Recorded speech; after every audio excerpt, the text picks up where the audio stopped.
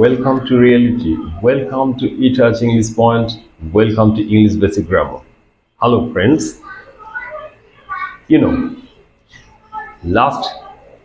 Previous video, voice and voice change, especially the present indefinite tense for voice change নিয়ে আলোচনা করেছিলাম। Definitely তোমাদের সেই বেসিক রুলস গুলো মনে আছে। আরো একবার স্মরণ করিয়ে দিই। অ্যাক্টিভ ভয়েস এর সাবজেক্ট, প্যাসিভ ভয়েসে অবজেক্ট হবে। অ্যাক্টিভ ভয়েসের অবজেক্ট, প্যাসিভ ভয়েসের সাবজেক্ট হবে। প্যাসিভ ভয়েস মানেই মেন ভার্বের পাস্ট পার্টিসিপল বা থার্ড ফর্ম হবে। প্যাসিভ ভয়েসে অবজেক্টের আগে একটি বাই বসবে। আরেকটি কমন ফিচার বলেছিলাম, অ্যাক্টিভ ভয়েসে যে অক্সিলিয়ারি ভার্ব থাকবে প্যাসিভ ভয়েসে same category auxiliary verb carry forward হবে। তো এগুলো কি মাথায় রেখে আমরা আজকে দ্য প্রেজেন্ট কন্টিনিউয়াস টেন্স এর উপর ভয়েস চেঞ্জ এর রুলস অ্যান্ড ফর্মুলাস কালচার করব, অ্যান্ড অলসো অ্যাপ্লিকেশনস বা প্রয়োগ, কিছু এক্সাম্পল দেখব। The present continuous tense, active voice, subject plus auxiliary verb am, is, are plus main verb present form plus ing plus object. The present continuous tense এর formula subject plus auxiliary verb am, is, are plus main verb present form plus ing plus object. Actually এটাই active voice এর formula। এবার passive voice যার ক্ষেত্রে basic features বা common features গুলো আমরা apply করব।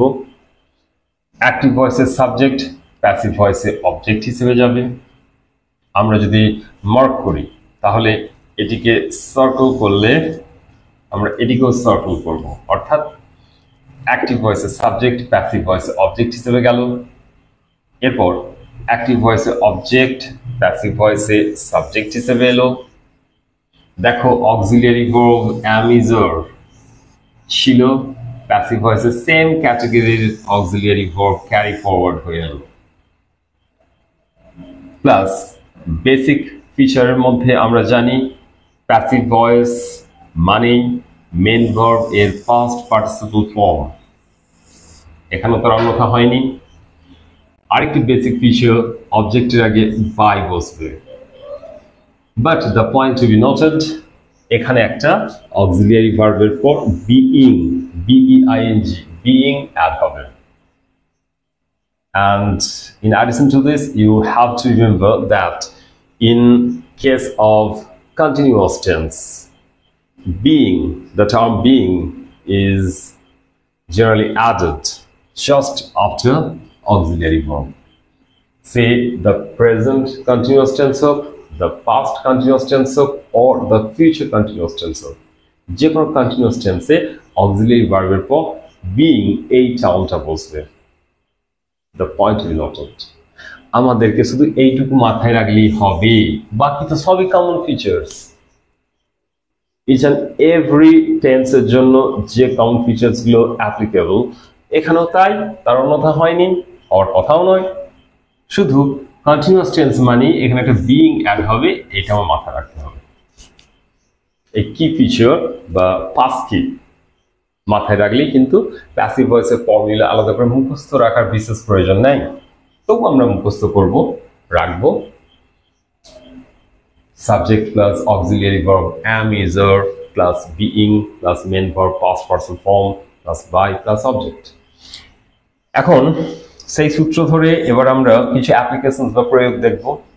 আমরা ফার্স্ট যে এক্সাম্পলটা সর্ট আউট করেছি, Rana is drawing a picture. দেখো তো দ্য প্রেজেন্ট কন্টিনিউয়াস টেন্স এর অ্যাক্টিভ ভয়েসের ফর্মুলা অনুযায়ী যদি আমরা সেন্টেন্স ফরমেশন করি তাহলে কেমন দাঁড়াচ্ছে? Subject Rana, auxiliary verb is, main verb draw plus ING, object a picture. Now passive voice, object subject এলো a picture, তারপর বলেছি সেম ক্যাটাগরি সেম র্যাঙ্কের অক্সিলিয়ারি ভার্ব বসবে। যেহেতু এই পিকচারটাও থার্ড পারসন সিঙ্গুলার, তাই এখানে ইজ বসলো। এখন সাবজেক্ট যদি প্লুরাল হতো বা সেকেন্ড বা থার্ড পারসন হতো, সেক্ষেত্রে আমরা দেখতাম এখানে আর বসছে। বা সাবজেক্ট যদি ফার্স্ট পারসন সিঙ্গুলার মানে আই হতো, তাহলে অ্যাম বসতো। বাট অ্যাম ইজ আর এই ক্যাটাগরির বাইরে কখনোই যাবে না। তারপরে দেখো being, according to formula being বসিয়েছি। তারপরেই দেখো মেন ভার্বের পাস্ট পার্সন ফর্ম ড্র এর past person form draw, drew, draw. Okay, so drawn বসলো, তারপরে বাই, তারপর সাবজেক্ট ছিল রানা, অবজেক্ট হয়ে গেল। A picture is being drawn by Rana. তুমি বলো আরেকটা example. My mother is cooking rice.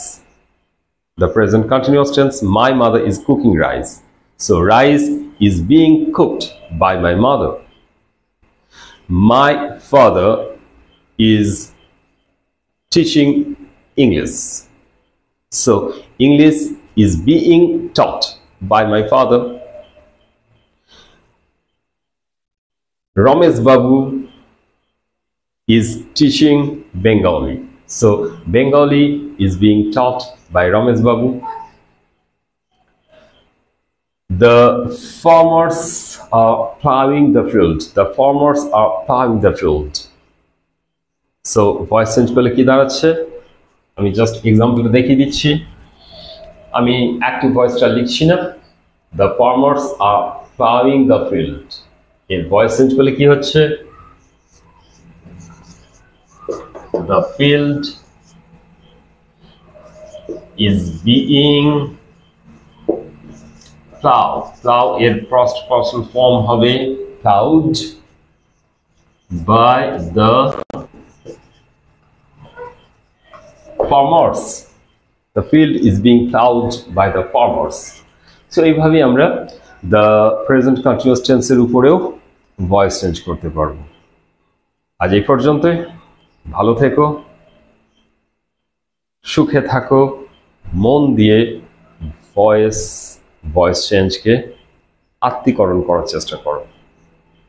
Stay tuned, stay blessed.